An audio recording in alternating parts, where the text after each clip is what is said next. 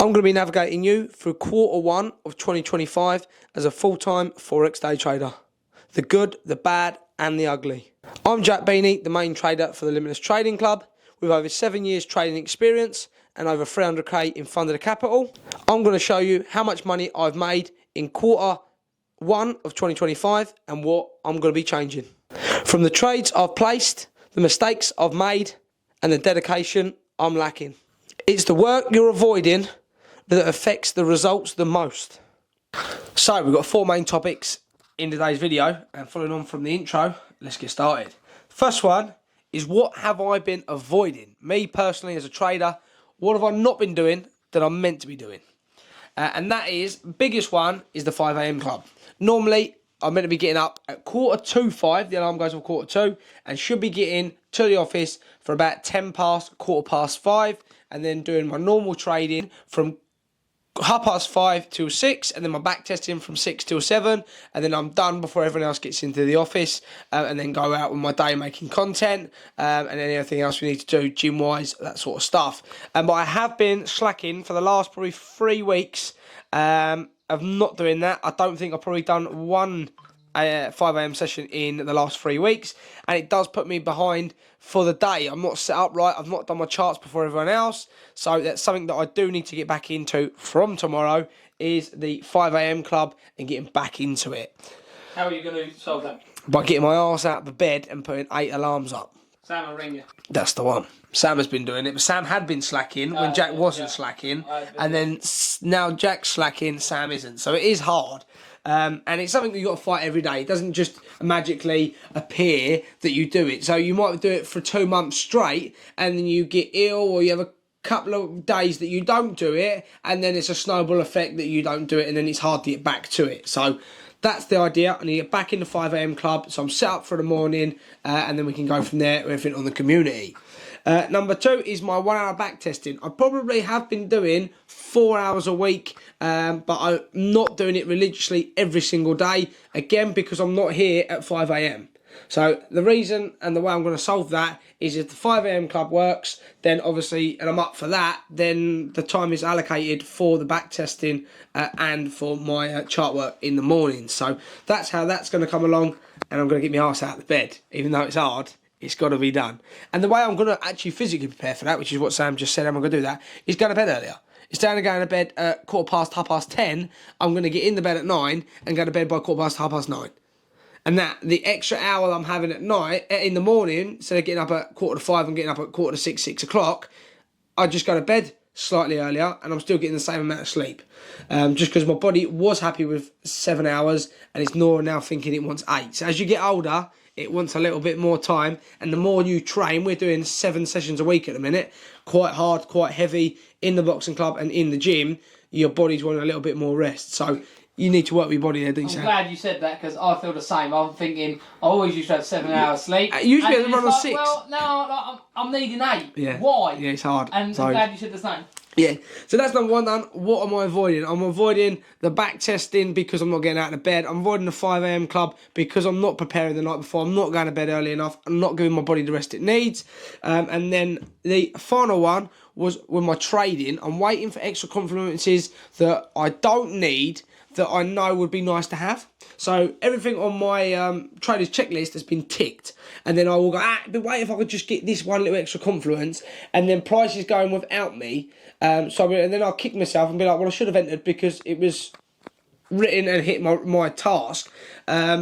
But then I'm missing trades. So I'm going to go, right, I'm not waiting for the extra confluences no more. If it hits my tick sheet, we're in the trade like I did today, and we're currently at 1% profit. So it's working. It's just something that I've seen over the last quarter, since January, that I've been waiting for the extra confluences, and that's what's making me miss trades and not be in profit. But what's good from my point of view is you kept that up for the first quarter, and now we've decided to change it for the second quarter, can adjust it. and we can see if it works. Because if you look, if you just change it straight away, you don't know what happens. Well, but at least you the last quarter of December of 2024, I done really well.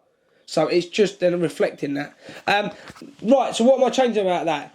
the amount of trades I'm manually placing, I need to up that. I've only placed 6 trades for the last 3 months, so that's 2 manual trades per month, and I'm going to up that and I'm going to try and double that. So not going drastically just for any reason. I just feel like because I'm missing the other trades, I'm not placing enough trades. So we're going to try and look to do 1 a week on manual trades, and then obviously Auto Strategy does about 5 to 6 a week, a month, sorry, as well. So we should be placing 2 to 3 trades per week with about 30-35% strike rate. So should be getting them good there. Funded accounts, I have not done anything with funded accounts since the start of the year. I said I was going to start leapfrogging them every 2 weeks. Everything else has got in the way, and we just haven't started buying them to up our capital. So we did put a big lump of our own personal funds in there, which I think was made us lazy because we have got a big lump in there. So we're going to start stepping in every 2 weeks, buying funded accounts, leapfrogging them to bring our capital to the 1.5 million by the end of 2025. So that's still a goal, and we just got to push a little bit harder now and be a little bit more aggressive with the amount of funded accounts we're going to enter, because now we're 3 months in. And then finally, which is recapping from last week's trading with a pro, is my Auto Strategy. That was running at a 1 to 2 risk to reward. So for every 1% I put in the market, I'm looking to get 2% back. And I actually worked out over the last 3 months, we could be getting an extra 0.5% on all TP trades. So we should be now getting 1 to 2.5 back on every trade. So that's been adjusted. So everything from now till the end of next quarter, we'll be looking at to grab another 0.5% on all TP trades. That's good. So if you don't know about RRR, risk to reward ratio, go and watch last week's video on Trading with a Pro. We'll quickly go over trades placed for the first quarter of the year. I did a total of 6 trades. I have had 1 break even. I have had 4 stop losses and 1 win at the minute. No, that's incorrect because we're already in. Yeah, that is incorrect. We've had 5 trades, 4 stop losses, 1 TP. So for the first quarter of 2025, I am down 4% across all capital on personal manual trades. Auto Strategy is up. So, yeah, on manual trades we're down. But then you look at that, 300k across all board.